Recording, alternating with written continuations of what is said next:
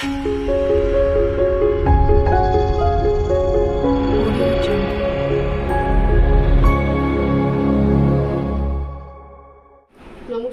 আমি রুমকি। তোমরা প্রত্যেকে দেখছো রুমকি লার্ন ফর টুডে। অনেক দিন পর তোমাদের সামনে আজকে আমি ক্যামেরার মুখোমুখি। আমি আসি না অন স্ক্রিন, ভয়েসই বেশি রেকর্ড করি, কিন্তু আজকে তোমাদের সামনে আসার বেশ কিছু কারণ রয়েছে। তার মধ্যে সকলকে অসংখ্য ধন্যবাদ দিই যে এই চ্যানেলকে 15,000 সাবস্ক্রাইব, এত বড় একটা পরিবার তৈরি করে দিয়েছো তোমরা। এটা তোমাদের আশীর্বাদ, তোমাদের ভালোবাসা ছাড়া সম্ভব ছিল না। আমার এই ছোট্ট একটা সূচনা একদম একদম জিরো লেভেল থেকে শুরু করেছিলাম। তো আমিও তখনও আশা করিনি বা আমার এতটা এক্সপেকটেশন ছিল না যে এই চ্যানেলকে তোমরা এত দূর নিয়ে যাবে, এত বড় একটা পরিবারে তোমরা তৈরি করে দেবে। তো আশা রাখবো যে আগামীতে এই চ্যানেল আরও গ্রোথ করবে, আরও গ্রো আপ করবে। অনেক দিদিদের এই চ্যানেল থেকে অনেক বেনিফিট হবে, অনেক ইনফরমেশন পাবে। যে সমস্ত নতুন দিদিরা ICDS এ জয়েন করছো তাদের কাজ করতে অনেকটা সুবিধা হবে, কারণ আগামীতে অনেক ডিফিকাল্টিস তৈরি হতে চলেছে। আমি জানি না, আমি সত্যিই জানি না যে আমি তোমাদেরকে কতটা ইনফরমেশন এরপরে প্রোভাইড করতে পারবো, কারণ আমরাও সিনিয়র হচ্ছি, আমাদেরও বয়স বাড়ছে। তো সেই জায়গা থেকেও বলাটা খুব মুশকিল যে আজকে যেভাবে প্রোভাইড করছি তো তখনও সেভাবে করতে পারবো কি পারবো না। বাট আমি আমার বেস্ট ট্রাই করে যাব সবসময়, যতটা পারবো, যতটা সম্ভব। তো তোমরা এইভাবে পাশে থাকো আর এইভাবে চ্যানেলকে গ্রোথ করো, নিয়ে যাও এই পরিবারটাকে। আগামীতে হয়তো এরকম আরও অনেক দিদিরাই নিজেদের মতন করে নিজেদের দিদিদেরকে হেল্প করার একটা চেষ্টা করে যাবে। তো যাই হোক, সেই কারণে অসংখ্য অসংখ্য ধন্যবাদ তোমাদের সকলকে যে যারা এই চ্যানেলটাকে এত দূর নিয়ে গেছো। তো যাই হোক, আজকের ভিডিওটা শুরু করছি। আজকের ভিডিওতে আমি কয়েকটা কমেন্টের কিছু পয়েন্ট আমি লিখে রেখেছি, স্পেশালি 4 থেকে 5টে। তো সেটা নিয়ে আজকের আমি ভিডিও ডিসকাশন করব। চাইলে আমি এটাকে ভয়েস রেকর্ড দিতে পারতাম, কিন্তু ভয়েস রেকর্ড দেওয়ার থেকে আমার মনে হলো যে অন স্ক্রিন এসে দেওয়াটা বেটার। এমনিও তোমাদের সামনে খুব কম আসি, আমি টাইম তো পাই না। আমরা সবাই জানি যে আমাদের কাজের প্রেশারটা খুব হিউজ চলে যাচ্ছে, আমাদের ফ্যামিলিতেও হয়তো আমরা সেইভাবে প্রপার টাইম দিতে পারছি না। তো সেই কারণেও আমারও সেম কন্ডিশন, তো আমিও আসতে পারি না ক্যামেরার সামনে। তো আজকে যাই হোক, সানডেও ছিল, চেষ্টা করলাম। তো ভাবলাম চলো আজকে অন স্ক্রিন কমেন্টগুলো, তোমাদেরই কমেন্ট, তোমাদেরই কিছু কোশ্চেন, আমি তো যতটা সম্ভব চেষ্টা করেছি কমেন্টগুলোর আনসার করার। স্পেশালি হোয়াটসঅ্যাপে যারা কানেক্ট করেছো, যোগাযোগ করেছো, তাদেরকে আমি রেসপন্ড করার চেষ্টা করেছি যতটা সম্ভব। আমি জানি না আমি সম্পূর্ণ পেরেছি কি পারিনি, কিন্তু যতটা সম্ভব করার চেষ্টা করেছি। তো আজকে ভাবলাম যে এই ইম্পর্টেন্ট, একদম সবারটা তো তোলা যায় না, কিন্তু সেই রিলেটেড যে কমেন্টগুলো এসেছে বারবার রিপিটেডলি বারবার করে এসেছে, তো সেই জায়গাগুলোকে বেছে বেছে নিয়ে আমি 4 থেকে 5টে কমেন্টকে সাজিয়েছি। তো সেটা নিয়ে আজকের ভিডিও ডিসকাশন, আজকের ভিডিওতে সেই টপিকগুলো নিয়ে ডিসকাশন হবে। তো চলো ভিডিওটাকে শুরু করি, তোমরা সাথে থাকো।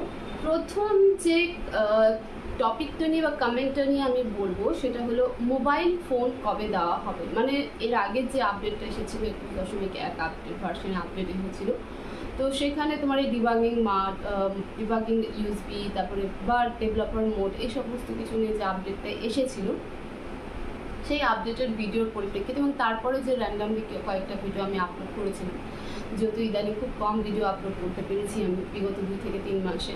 তো যাই হোক, তো সেই ভিডিওগুলোর কমেন্টে এসেছিল যে দিদি সব ঠিকই আছে, কিন্তু মোবাইল ফোনটা কবে দেওয়া হবে। আমি এই কমেন্টটাকে সবার আগে নিলাম কেন, সেটার যথেষ্ট একটা কারণ রয়েছে। এই মোবাইল ফোন পাওয়ার জন্য আমার যতদূর মনে আছে, আমিও সেই প্রোগ্রামে অংশীদার ছিলাম, অংশগ্রহণ করেছিলাম সেখানটাতে, কারণ আমার মনে হয়েছিল যে সেটা একদম রাইট, আমাদের রাইট আছে মোবাইল থেকে পাওয়ার গভর্নমেন্ট থ্রু। এবং সেই পার্টিসিপেটে আমার মনে হয়েছিল যে পশ্চিমবঙ্গের সমস্ত অঙ্গনারী কর্মী এবং সহায়িকা দিদিদের একজোট হওয়ার কথা ছিল, বাট আনফর্চুনেটলি সেটা হয়নি। যাই হোক, তো মোবাইল ফোনটা নিয়ে ডিমান্ডিং আমরা 2023 সাল থেকে করে এসেছি, এবং লাস্ট খুব সম্ভবত মনে পড়ে যে ডিজিটাল স্ট্রাইকের পার্টটা চলেছিল, এখনও হয়তো কিছু কিছু ডিস্ট্রিক্টে চলছে বা কিছু প্রজেক্টে এখনও ডিজিটাল স্ট্রাইক চলছে। ডিজিটাল স্ট্রাইক নিয়ে আমার একটা বেশ সুন্দর, তোমরা খুব সুন্দর সেটাকে রেসপন্স করেছিলে, একটা ভিডিও করা ছিল যখন ডিজিটাল স্ট্রাইক আমরা শুরু করছিলাম, খুব সম্ভবত নভেম্বর-ডিসেম্বর হবে। তো সেই ডিজিটাল স্ট্রাইকটা কেন ছিল, কি কারণে ছিল ডিজিটাল স্ট্রাইকটা, তো সেটা মোবাইল ফোন পাওয়া নিয়েই ছিল। এবং ডিজিটাল স্ট্রাইকটা কতটা যুক্তিযুক্ত সেটাও আমি সেখানটাতে বলেছিলাম।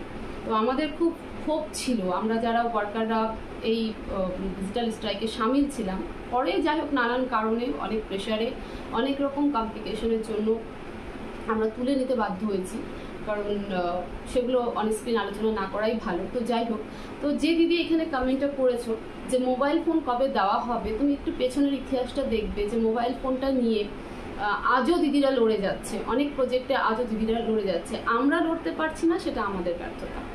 তো কমেন্ট বক্সে মোবাইল ফোন কবে দেওয়া হবে বললে পরেই যে মোবাইল ফোনটা পাওয়া যাবে, এটা ভুল কথা। তো এই ধরনের কমেন্ট বা এই ধরনের প্রশ্ন, এত অ্যাগ্রেশন যদি থেকে থাকে বা এত ডেডিকেশন যদি থেকে থাকে যে আমরা কাজটা করব না মোবাইল ফোনটা যতক্ষণ না পাবো, তার জন্য প্রসিডিউর আলাদা আছে। আমি তো বললাম, যদি হিস্ট্রি চেক করা যায় তাহলে পরে খুব রিসেন্ট বেশ কিছু প্রজেক্ট, যদি সেটা হয়তো আজকে আমাদের সাফল্যের দিকেই ছিল, আমরা যদি পুরো পশ্চিমবঙ্গ জুড়ে সমস্ত ওয়ার্কার হেল্পাররা সেই ডিজিটাল স্ট্রাইকে সামিল হতে পারতাম, সেই ডিজিটাল স্ট্রাইকটাকে নির্দ্বিধায় এবং না ভয় পেয়ে যদি সমর্থন করতে পারতাম, তাহলে পরে আজকে হয়তো ফোন আমাদের হাতের কাছে আসতো। হ্যাঁ, এটা আলাদা ব্যাপার যে ওই ফোনে আমরা কাজ করতে পারবো কি পারবো না, সেটা সম্পূর্ণ একটা আলাদা টপিক। যে ফোনটা আমাদের কাছে আসতো বা আসবে বলে আমার খুব সন্দেহ আছে যে আমরা ফোন আদতেও পাবো কি পাবো না।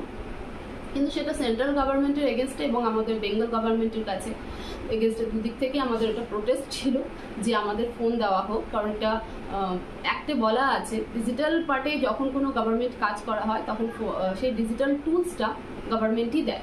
তো সেটা যখন আমরা পাচ্ছিলাম না, মানে প্রায় 3 বছর কাজ করার পরও আমরা ফোনটা পাচ্ছিলাম না, তখন কিন্তু সমস্ত জায়গার ওয়ার্কাররা সিদ্ধান্ত নিয়েছিল যে আমরা ফোন না পেলে কাজ করব না। তো সেই পারপাসে সেই ডিজিটাল স্ট্রাইক ছিল। তো সেটা আনফর্চুনেটলি আমি বললাম যে সমস্ত পশ্চিমবঙ্গের ওয়ার্কাররা যদি সেদিন সামিল থাকতো আর আজকে যদি সেটাকে লাগাতার 5 থেকে 6 মাস কন্টিনিউ করতে পারতো, তাহলে আজকে ফোনটা আমাদের কাছে পৌঁছে যেত।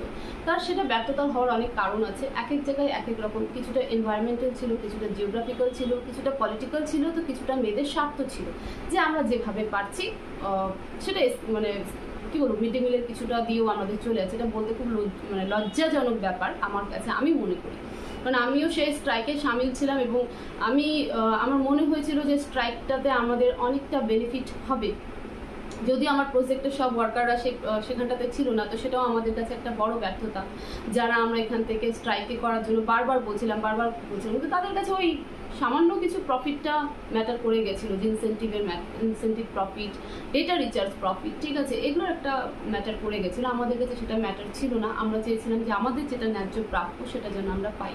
তো আমরা লাগাতার 3 মাস 4 মাস স্ট্রাইকে ছিলাম এবং তার কারণে আমি বলবো না যে আমার অফিস আমাদেরকে খুব সাফার করিয়েছে, তারা বারবার আমাদেরকে অ্যালার্ট করেছিল, কিন্তু আমরাও বারবার মেয়েদেরকে মোটিভেট করার চেষ্টা করেছিলাম এবং বোঝানোর চেষ্টা করেছিলাম। কিন্তু থাকে না, কিছু কিছু মেয়েদের কিছু ব্যাপার থাকে, কিছু কিছু মানুষের মধ্যেও থাকে, দেখবে যে না থাক, আমার কি দরকার, ফোন দিয়ে তো ওখানে তো আমার কাজ হবেও না, আর ওটা দিয়ে আমার কিছু হবেও না, তো আমি যেটা প্রফিট গেইন করছি সেটা দিয়ে চলে যাই। তো সেই স্যাক্রিফাইসটুকু করতে পারেনি মেয়েরা। তো সেই কারণে আজকে কিন্তু মোবাইল ফোনটা যেটা আমাদের ন্যায্য প্রাপ্য ছিল সেটা আমরা আজও পাইনি, আর অদূর ভবিষ্যতে পাবো কিনা জানি না। সেটা অনেকে অনেকভাবে রিপ্রেজেন্ট করেছিল, কিন্তু সেখানটাতে মেয়েদের ডিজিটাল স্ট্রাইক করাটা শুধুমাত্র ওয়েস্ট বেঙ্গল গভর্নমেন্টের এগেনস্টে ছিল না, আমাদের গভর্নমেন্ট অফ ইন্ডিয়ার এগেনস্টেও ছিল, যে উনিও ওনার দায়িত্বে ছিল ফোনটা দেওয়া, কিন্তু গভর্নমেন্ট অফ ইন্ডিয়াও কিন্তু ওয়ার্কারদেরকে ফোন দেয়নি। অন্তত বেঙ্গলের হচ্ছে আইসিডিএস ওয়ার্কার হেল্পাররা পায়নি। যেখানে নিয়ারেস্ট স্টেট আসাম বলো, বিহার বলো, তারপর হচ্ছে তামিলনাড়ু বলো, ওখানে ফোন পেয়ে গেছে এবং ফোনকে যে রিপেয়ার করা হয় তার জন্য তারা পেয়েছে, বাট আমরাই শুধু পাই। তো এখানটাতে কমেন্ট বক্সে এই জিনিস বলাটা বেকার। যদি সত্যি থাকতে হয় তাহলে জায়গা মতন বলতে হবে এবং জায়গা মতন সেই মতন অ্যাকশন নিতে হবে। তো সেটা যদি পারে পশ্চিমবঙ্গের ওয়ার্কার দিদিরা, তাহলে মনে হবে যে না, আমরা আমাদের সত্যি অধিকারটা বুঝতে পারি এবং আমাদের শুধু 500 টাকার ইনসেন্টিভ আর 166 টাকার ডেটা রিচার্জ ম্যাটার করে না, আমাদের কাছে লিগাল রাইটটা ম্যাটার করে। যেদিন এই ডেডিকেশনটা ভেতরে তৈরি হয়ে যাবে, সেদিন মোবাইল ফোন কেন আরও অনেক কিছু মেয়েদের ঝুলিতে চলে আসবে, যেটা তাদের প্রাপ্য। এটা গেল 1 নাম্বার। এবার 2 নাম্বার কমেন্ট বক্স নিয়ে আলোচনা করব। 2 নাম্বার কমেন্ট যেটা আছে সেটা সেই মোবাইল ফোনের মতনই একটা টপিক।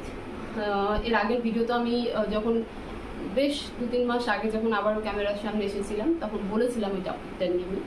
তো তবুও বেশ কিছু দিদি, মানে বেশ কিছু বলবো না, ওই যাই হোক গোনাগাথা 2-3 জন, এবার ইনফ্লুয়েন্স তো 2-3 জন, একজনের জন্যই কাফি। একজন যদি ইনফ্লুয়েন্স করতে পারে তাহলে গোটা জায়গাটাই পুরোটাই মানে সেই পুরো জোনটাই ইনফ্লুয়েসড হয়ে যাবে। তো যাই হোক, কমেন্টে হচ্ছে সবজি বিলের টাকা কবে পাবো বলুন, অথবা এসব শুনতে আর ভালো লাগছে না, সবজি বিলের টাকাটা কবে পাবো বলুন। এবার প্রশ্ন হলো, আমি একজন আইসিডিএস ওয়ার্কার, আমি কিন্তু সুপারভাইজারও নই, আমি তোমাদের মতনই একজন ওয়ার্কার যে সকাল 8টায় সেন্টার যায়, 12টা অবধি ডিউটি করে চলে আসে। 1 নম্বর। 2 নম্বর, আমার কাছে পেনের কোনো পাওয়ার নেই, ঠিক আছে, যে আমি বিলটাকে স্যাংশন করবো আর তোমাদের অ্যাকাউন্টে চলে যাবে। তাহলে পরে একটা ভিডিও যেখানে একটা ইনফরমেশন দেওয়া হচ্ছে নতুন কোনো আপডেট নিয়ে, নতুন কোনো কাজ নিয়ে, কাজটা করবে কি করবে না সেটা সম্পূর্ণ সেই ওয়ার্কারের রেসপন্সিবিলিটি, কিন্তু আমার কাজ ছিল আপডেটটা পাবলিশ করে দেওয়া, তাই তো, আপডেটটা নিয়ে বলা, এটা নিয়ে একটা ভিডিও করে দেওয়া, তো আমি সেটা করেছিলাম। তো সেখানে চিৎকার না করে, আমি যদিও তাকে রিপ্লাই দিয়েছিলাম, তাকে কি মোবাইল ফোন নিয়ে যিনি বলেছিলেন তাকে হয়তো আমি কমেন্ট বক্সে রিপ্লাই করেছিলাম। আমি এই সমস্ত জেনারেলি আমি এই সমস্ত কমেন্টে কোনো রিপ্লাই করি না, আমি দেখে থাকি, কারণ এদেরকে বলা না বলা সমান কথা। কিন্তু আজকে আমি অন স্ক্রিন কেন বলছি, কারণ সবজির বিলটা আসবে ডাইরেক্টর থেকে, তাই না? তো যদি বলতেই হয় তাহলে পরে নিজের প্রজেক্টকে বলা ভালো, নিজের সিডিপিওকে বলা ভালো, ডেপুটেশন যদি দিতে হয়, প্রতিবাদ যদি করতে হয়, যদি প্রতিবাদই করতে হয়, এটা তো প্রতিবাদ মতন কথা, মানে বিরোধী টাইপের কথাবার্তা, প্রতিবাদ টাইপের কথাবার্তা হচ্ছে যে এসব শুনতে ভালো লাগে না, বিল কবে পাবো সেটা বলুন। তো এটা হচ্ছে অনেকটা প্রতিবাদী টাইপের, মানে কি বলবো, ভাষা বা প্রতিবাদী টাইপের কথা। খুব ভালো লাগছিল বলার সেই প্যাটার্নটা, মেসেজ করার সেই প্যাটার্নটা ভালো লেগেছিল আমার। মনে হচ্ছে যে দিদির মধ্যে বেশ প্রতিবাদী একটা ক্ষমতা রয়েছে।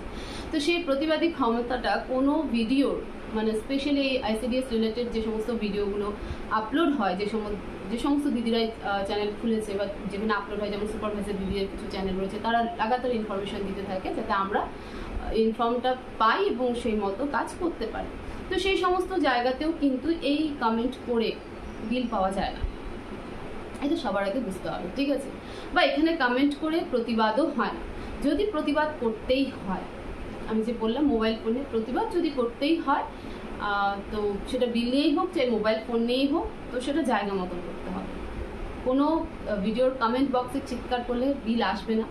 আমি তোমাদের কারোরই বিল পাস করাতে পারবো না, যদি পারতাম তাহলে আমি সবার আগে নিজের বিলটা পাস করাতাম, তো সেটা পারিনি, তো সুতরাং তোমাদেরটাও পারবো না। আর এত পাওয়ারফুল কথা, মানে এত পাওয়ার, গলার জোরে এত পাওয়ার দিয়ে কমেন্টে চিৎকার করলে সেখান থেকে 1 পয়সাও আসবে না, ঠিক আছে? এমনও নয় যে আমি খুব বিরক্ত হয়ে যাবো না, আমি শুধু দেখে মনে মনে হাসি যে তোমাদের এত মানে এত প্রতিবাদী ভূমিকা রয়েছে, তো শুধু শুধু কেন কমেন্ট বক্সে নিজের এনার্জি নষ্ট করছো? তোমরা জায়গা মতন কেন করছো না?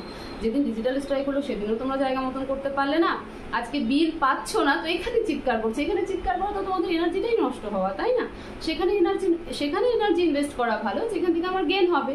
তো রিকোয়েস্ট করব যে এটা একটা ইনফরমেটিভ চ্যানেল, এখানে পোষণ ট্রেকার রিলেটেড বা আইসিডিএস রিলেটেড যখন আপডেট দেওয়া হয় শুধুমাত্র ইনফরমেশন দেওয়ার জন্য, যাতে যারা কাজ করছে বা আমরা যারা কাজ করছি, আমাদের তো কোনো সোর্স নেই, আমরাই আমাদের সোর্স, এছাড়া দ্বিতীয় কোনো সোর্স নেই, তো যাতে যতটা সম্ভব আমরা ইনফরমেশনটা পেয়ে নিজেদের কাজগুলোকে একটু হলেও ঠিকঠাক করার চেষ্টা করতে পারি, কারণ কাজটা আলটিমেটলি করেই খেতে হবে, তাই না? সেটা তো না করলে আর হবে না।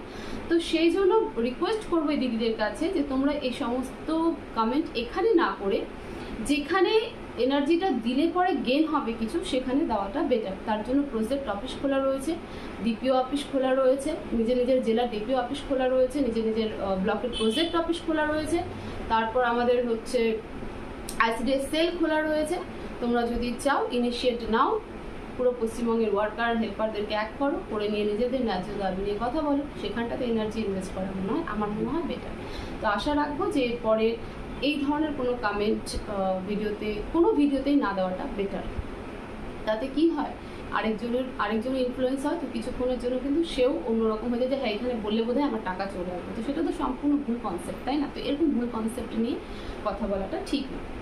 তো এই গেল হচ্ছে মেন দুটো কমেন্ট, যে দুটো খুব ভাইরাল হয়, যে দুটো নিয়ে খুব মানুষ চিন্তিত থাকে, আমি সে দুটো বলার কারণ বললাম, ইতিহাসও বললাম, আর কি করলে পরে সেটা আমরা পেতে পারি সেটাও বলো। আর বিলটা যখন আটকে যাচ্ছে তখন শুধু তোমাদের প্রজেক্টে আটকাচ্ছে না, আমার প্রজেক্টও আটকে গেছিলো। তো আমরা কিন্তু সরাসরি ডিপি অফিস গিয়েছিলাম, আমরা কিন্তু স্যারের সাথে কথা বলেছিলাম। আমরা কিন্তু কোনো ভিডিও, স্পেশালি আমাকে দেখবেন, আমি তো জেনারেলি খুব ভিডিওতে কমেন্ট, আমি ভিডিও শুনি, আমি অনেক সুপারভাইজার দিদিদেরও ভিডিও শুনি, আমি সিডিপিও স্যারদেরও ভিডিও শুনি, ঠিক আছে। আমি অন্য স্টেটের যারা আইসিডিএস নিয়ে ভিডিও করে আমি তাদের ভিডিও শুনি, কিন্তু আমি কমেন্ট খুব কম করি। আমি পুরো ভিডিও শুনি যে কী বলছে, কী বলতে চাইছে, কী বোঝানোর চেষ্টা করছে, আমি পুরো ভিডিও শুনি, কিন্তু কমেন্ট খুব কম করি। জেনারেলি আমি ভালো করে শোনার পর আমার মনে হয় না যে ওখান থেকে আর কোনো কোশ্চেন আসে, সেই জন্য আমি করি না। তো আমাদেরও যখন বিল নিয়ে সমস্যা ছিল, আমি কোনো চ্যানেলে গিয়ে কিন্তু কোনো কমেন্ট করিনি, ঠিক আছে, এবং সেই রিলেটেড আমি কিছু বলিও নি। আমি জানি ওখানে কমেন্ট করে আমার বিল আসবে না। আমার বিল পেতে গেলে আমাকে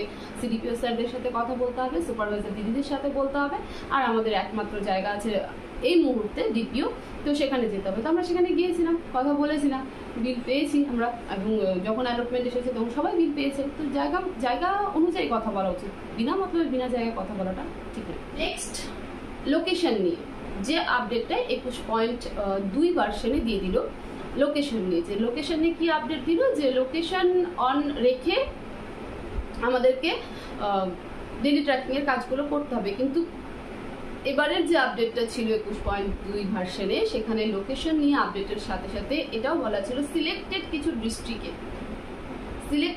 ডিস্ট্রিক্টে এবং স্টেট ওয়াইজ, ঠিক আছে, কিছু স্টেটের কিছু সিলেক্টেড ডিস্ট্রিক্টে এই আপডেটটা খুব ম্যান্ডেটরি, যেখানটাতে ফেস ভেরিফিকেশন করে টিএচআর বা এইচসিএম দিতে হবে, ঠিক আছে। এটা কিন্তু আমাদের বেঙ্গলের জন্য এখনো ম্যান্ডেটরি হয়নি, এটা কিছু একদম সিলেক্টেড। তোমরা আপডেটটা গিয়ে দেখো, 1 নম্বর আপডেট এটাই ছিল যে কিছু সিলেক্টেড স্টেট এবং ডিস্ট্রিক্টের জন্য এটা করে দেওয়া হলো, যে তারা যখন টিএচআর বা এইচসিএম দেবে তখন ফেস ভেরিফিকেশন এবং রেজিস্ট্রেশন করিয়েই তবে কিন্তু তারা দিতে পারবে।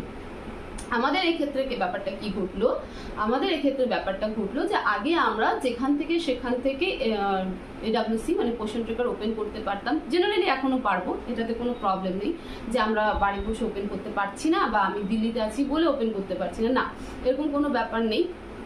আমি যত দূর বুঝেছি এখনো সেটা পারবো। শুধু পার্থক্য হলো, আগে লোকেশন অন রাখার কোনো ব্যাপার ছিল না, এখন অটোমেটিকলি লোকেশনটা অন হয়ে যাবে। যদি অন না করো তাহলে মোবাইলে নোটিফিকেশন আসছে যে লোকেশন তোমার হচ্ছে অন করার কথা বলা হচ্ছে, ওকে প্রেস করলে পরে লোকেশন অন হয়ে যাচ্ছে। তখনই আমাদের এডাব্লিউসি ওপেনও হচ্ছে এবং ডেলি ট্র্যাকিংও হচ্ছে, তারপরে তোমার অ্যাক্টিভিটিস হচ্ছে, অ্যাটেন্ডেন্স হচ্ছে।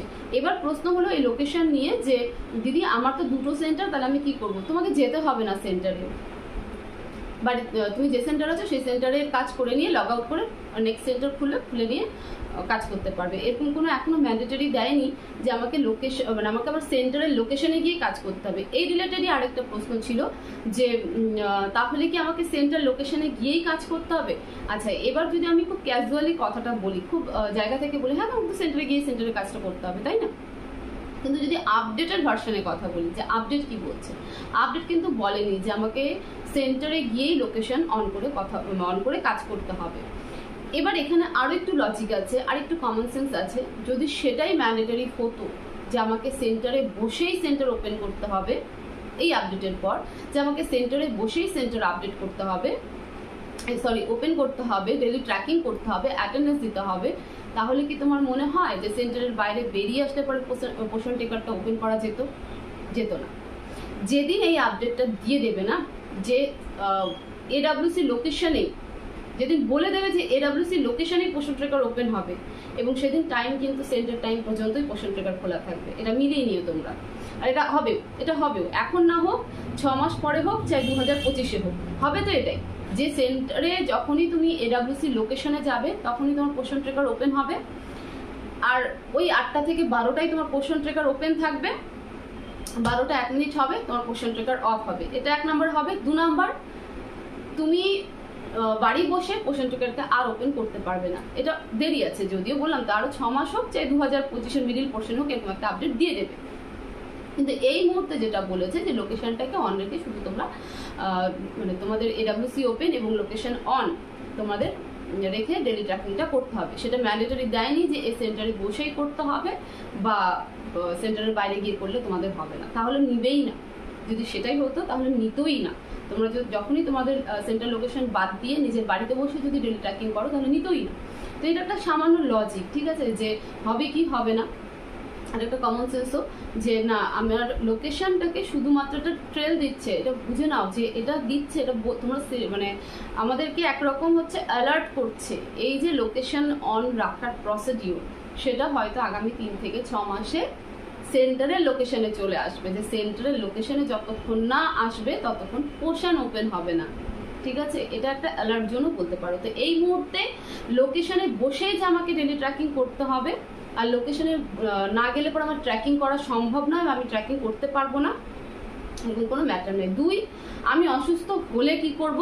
অসুস্থ হলে ছুটি নেবে, পোষণ ট্রেকারের কাজ কে করবে? এখনো তুমিই করতে পারবে। যেদিন সেন্টার ছাড়া পোষণ ট্রেকার ওপেন হবে না সেদিন তোমার হেল্পারকে শিখিয়ে দেবে, তার জন্য আগের থেকে শেখাতে থাকো।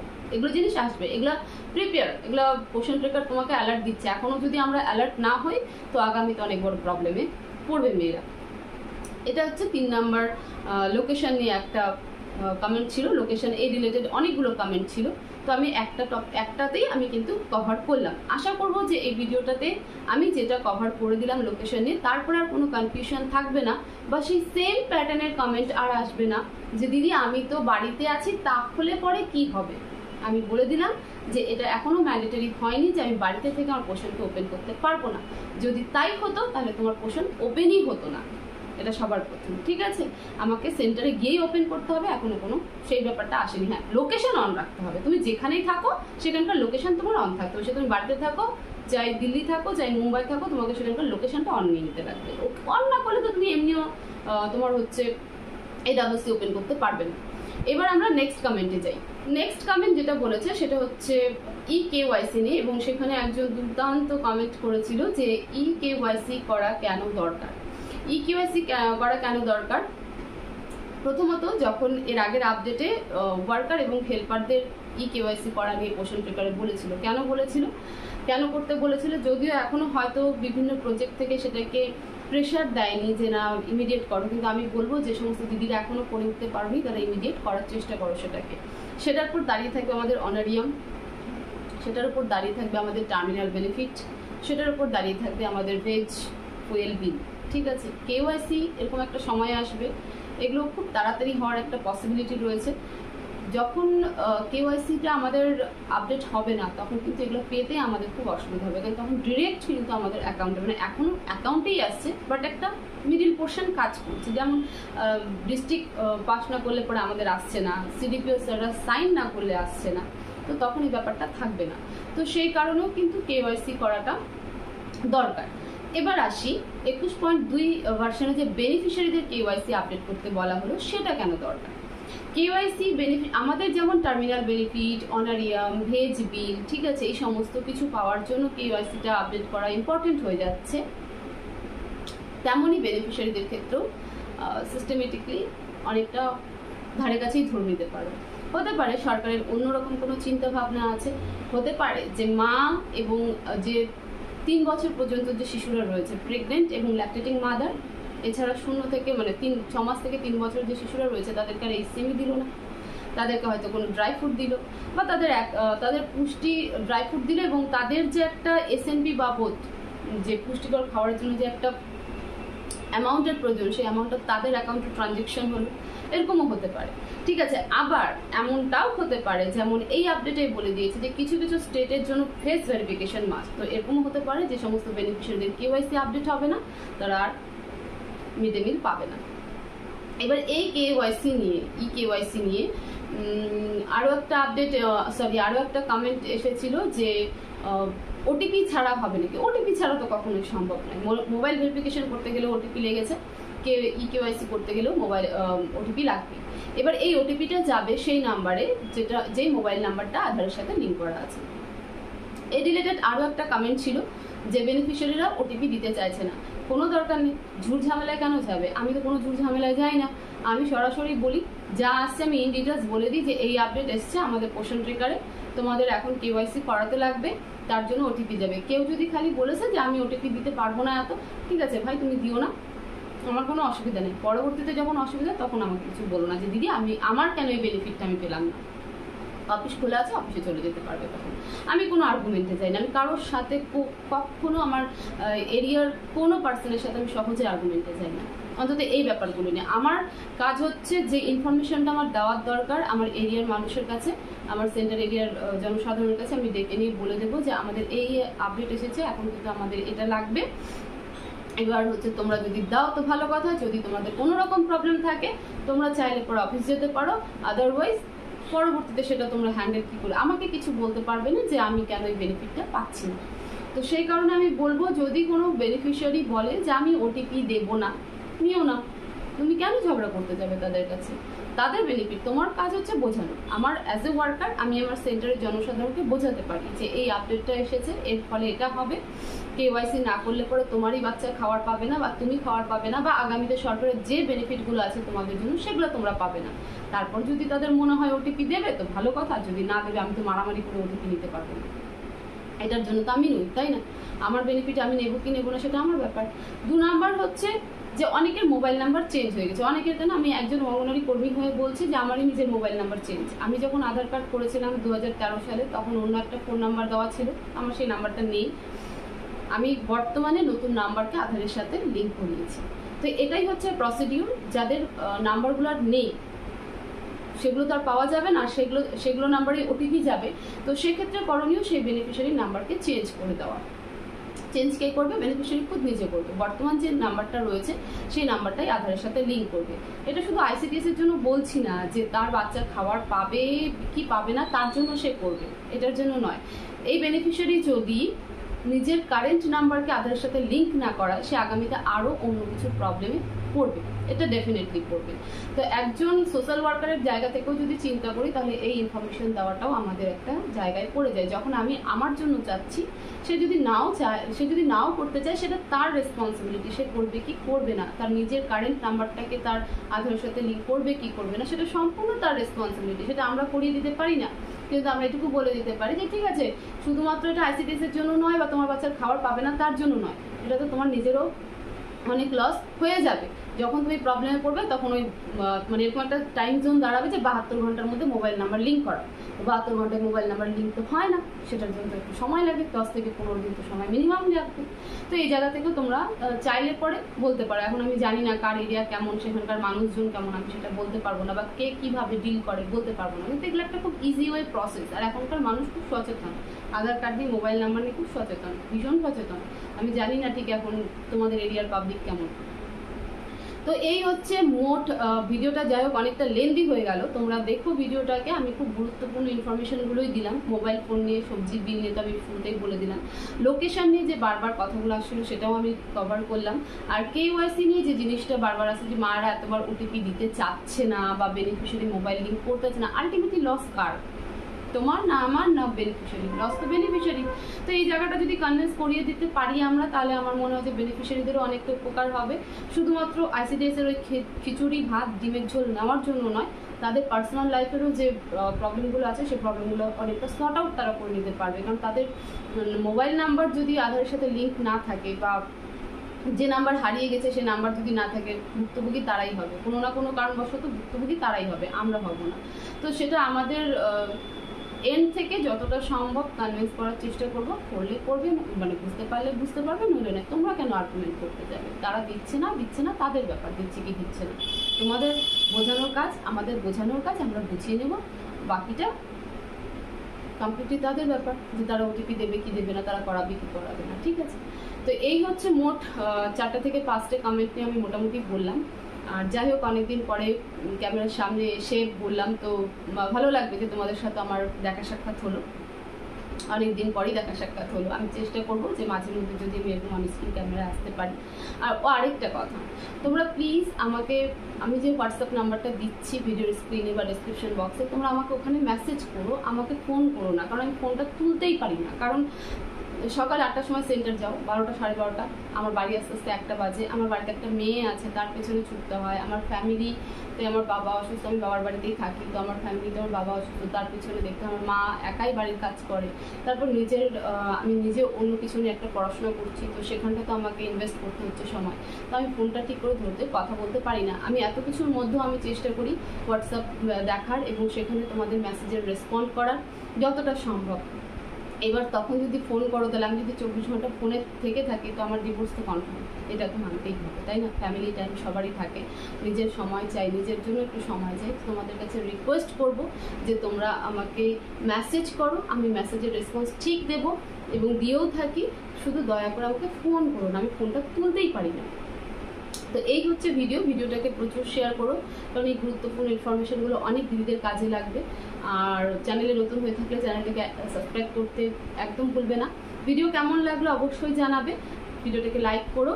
আর তোমাদের যা কিছু জানানোর আছে আমাকে তো হোয়াটসঅ্যাপে জানাবেই। হোয়াটসঅ্যাপ নাম্বার তোমরা আমার ভিডিওর স্ক্রিনে এবং ডিসক্রিপশন বক্সে 2 জায়গায় পেয়ে যাবে এবং একই সাথে কমেন্ট বক্সেও জানাতে পারো। তো সবাই ভালো থাকো, সুস্থ থাকো, দেখা হবে পরবর্তী ভিডিওতে। Thank you so much.